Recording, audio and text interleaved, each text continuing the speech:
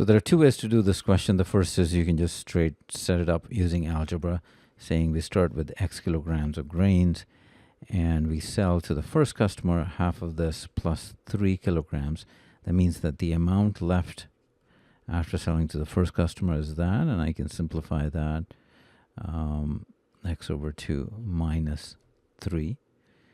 And then we sell half of this remaining quantity, half of that, plus another 3 kilograms to the second customer. Now the amount we're left with is that minus this quantity.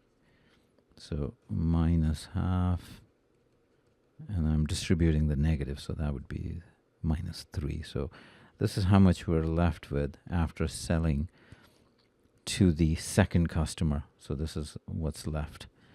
Now we sell half of this remaining, meaning half of this, so watch out with the parentheses, plus an additional 3 kilograms, and then there are no grains left, meaning that quantity is equal to that. So you can either equate it or this minus that is 0. So either way. So if I do distribute the half, that would be 1/4 minus 3 over 2 plus 3 is equal to that. And then let's see, I'm going to move this over, move that 3 over here. So this is going to be 6 minus 3 over 2. And here, x over 2 minus 3 is the same in both. So half minus 1/4, that would be 1/4.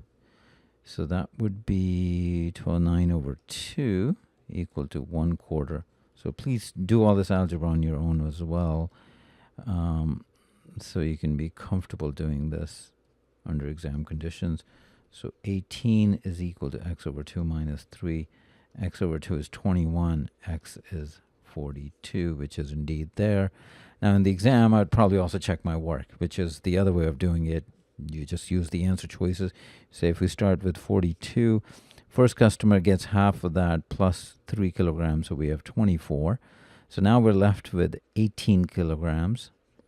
And then we sell half of this remaining, which is 9, plus another 3 kilograms, so 12 kilograms to the second customer, which means now we're left with 6 kilograms. And then we sell half of that, plus another 3 kilograms, and that's 6 kilograms, which means nothing is left. So that works out.